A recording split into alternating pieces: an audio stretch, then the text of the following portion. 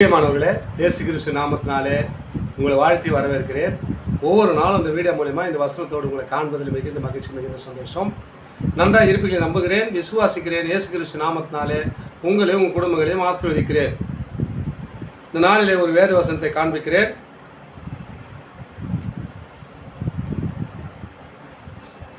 செப்பனியா 3ஆம் அதிகாரம் 15ஆம் வசனம் சொல்லப்படுகிறது. நம்ம வாழ்க்கையில் எத்தனையோ போராட்டம் வந்திருக்குது. அக்கினியை போல தீங்கு நம்மளை பற்றி கொண்டு இருக்கிறது. எத்தனையோ காரியங்களை விட்டு விடுபடாதபடிக்கு வியாதி, வறுமை எல்லாம் நெருக்குறது. ஆனாலும் எங்கே போனாலும் எனக்கு விடுதலை கிடைக்கல. என் குடும்ப உறவினர் சொன்னேன், என் தாய் தகப்பனோட சொன்னேன், சகோதரர்கிட்ட சொன்னேன், உறவினர்கள்கிட்ட சொன்னேன், என் ஃப்ரெண்ட்ஸுக்கிட்ட சொன்னேன், எப்பயுமே என் தீங்கு என்னை விட்டு விலங்கலை.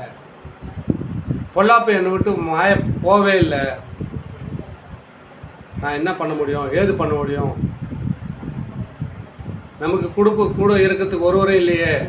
தனிமையில் அழுது கொண்டிருக்கிற அன்பு சகோதரனே, சகோதரியே, ஆண்டவர் உங்களுக்கு சொல்கிறாரு, உலகத்தை காட்டிலும் உனக்குள்ள இருக்கிறவர் பெரியவர், நீ அவரை நம்புப்பா அப்படின்னு இந்த வேத வசனம் சொல்லப்படுகிறது. எப்படி உன்னை விடுவிக்க போகிறாருன்னா, இந்த வசனத்தை கூர்ந்துகையில் செப்பனியா 3ஆம் அதிகாரம் 15ஆம் வசனம் சொல்லப்படுகிறது. கர்த்தர் அக்கினிகளை அகற்றி உன் சத்துருக்களை விலக்கினார். அக்கினி போல ஒரு பிரச்சனை, போராட்டம் எரிந்து கொண்டிருக்கிறது. உன்னை எப்போ மேல முடியாதபடிக்கு எரிந்து கொண்டிருக்கிற அந்த அக்கினியை அகற்றி உன் சத்துருக்களை விலக்கினார். சத்துரு மாதிரி போராட்டம் பண்ணிக்கிறாங்க. டெய்லி வேலை சத்தில் போனால் ஒரு போராட்டம், வெயிட்டாண்ட வந்தால் ஒரு போராட்டம், ஃப்ரெண்ட்ஷிப் மத்தியில் ஒரு போராட்டம், குடும்பத்தில் ஒரு போராட்டம். அந்த போராட்டத்தை அவர் விளக்குறாராம். எப்பொழுதுன்னு சொன்னால், நீ அவருக்குள்ளே இருக்கும்போது, அவரை பற்றி கொள்ளும்போது, என்னுடைய தேவன் அவர் சகலத்தை விடுவிக்க வல்லவர் அப்படின்னு சொல்லி அவரிடத்தில் நீ முறையிடும் போது, அவரை பின்பற்றும் போது, அவருடைய வசனங்களை கை கொள்ளும் போது, அப்பொழுது தான் கர்த்தர் உன் அக்கினிகளை அகற்றி உன் சத்துருக்களை விலக்கினார்.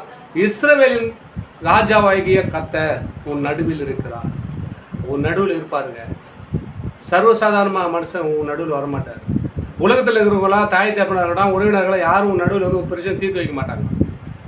இடையே நின்று வேடிக்கை பார்ப்பாங்க பிரச்சனை வந்தால். ஆனால் இயேசு உன் நடுவில் இருக்கிறன்றார். மகனே, மகளே, நீ பயப்படாத. அக்கினி போல பிரச்சனை ஒன்று மேற்கொள்ளலாம், அவர் தண்ணீரை போல அணைச்சிடுவார். அக்கினி போல பிரச்சனை அகற்றிடுவார். அக்கினி போல பிரச்சனையை அகற்றி உன் சத்துருக்களை விலக்குவார்.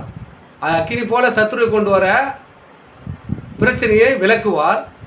இஸ்ரவேல் ராஜாகிய தேவன் உன் நடுவில் இருக்கிறார். இனி தீங்கை காண மாட்டாய். பாரு, இனி என்ன பண்ணுறது? அந்த தீங்கான பிரச்சனை உங்ககிட்ட வராதுப்பா. ஆனால் தீங்கை விலக்கிறவர் உன்னோட மத்தியில் வந்துட்டார்னா, உன் நடுவில் வந்துட்டார்னா தீங்கே காண முடியாது. பாருங்க, ஒரு பிரச்சனை இருக்குது. எல்லா சுற்றிலும் உலகத்தில் எல்லாரும் சுற்றி வரோம், ஒன்றும் பிரச்சனை தெரியல. உதாரணத்துக்கு ஒரு ராஜா என்ன பண்ணுறாருன்னா, எதை கேட்டாலும் உங்களுக்கு தரேன்னு ஒரு சர்டிஃபிகேட் கொடுக்குறாரு. நான் பிறந்த நாள், நீங்கள் உலகத்தில் என்னென்ன கேட்குறீங்களோ எல்லாம் கேளுங்க, எது வேணாலும் நான் கொடுப்பேன்னு சொல்லிட்டு ஒரு வாக்குறுதி கொடுக்குறாரு. எல்லோரும் ஒன்று ஒன்று கேட்குறாங்க. லாஸ்ட்டில் எல்லாம் கேட்டால் எல்லாருக்கும் கொடுக்குறாரு. லாஸ்ட்டில் ஒரே ஒரு பையன் கேட்குறான். அப்போ என்ன பண்ண, அந்த ராஜாவே நீயே எனக்கு வேணும்னு கேட்குறான். அப்போ நான் அந்த ராஜாவே அவனுக்குள்ளே வந்துட்டான்னா, இவ்வளோ கேட்கறதுலாம் கொடுக்குறோம், நம்மக்கிட்ட வந்துட்டு எல்லாமே நமக்கு தானே சொந்தமாகிடுது. அதே போல் இயேசு ராஜாவையும் உங்ககிட்ட வந்தார்னா அக்கினி போல பிரச்சனை வராது. எல்லாத்தையும் சத்துருக்களை விலக்குவார். தீங்கே காண முடியாதுங்க. அவர்கிட்ட தீங்கு அணுகுவது இல்லைன்னு வேதம் சொல்லுகிறது. அப்படியாப்பட்ட தேவன் உங்ககிட்ட வந்தோம்னா அந்த தீங்கே அணுகாது. ஆசீர்வாதம் தான். இப்பொழுது இந்த வீடியோ பார்க்குற வசந்தங்க வாழ்க்கையில் அப்படி இருக்கும் வேணாம். தீங்கு காணாதபடி கர்த்தர் உங்களை ஆசீர்வாதத்தை வழி நடத்த போகிறார்.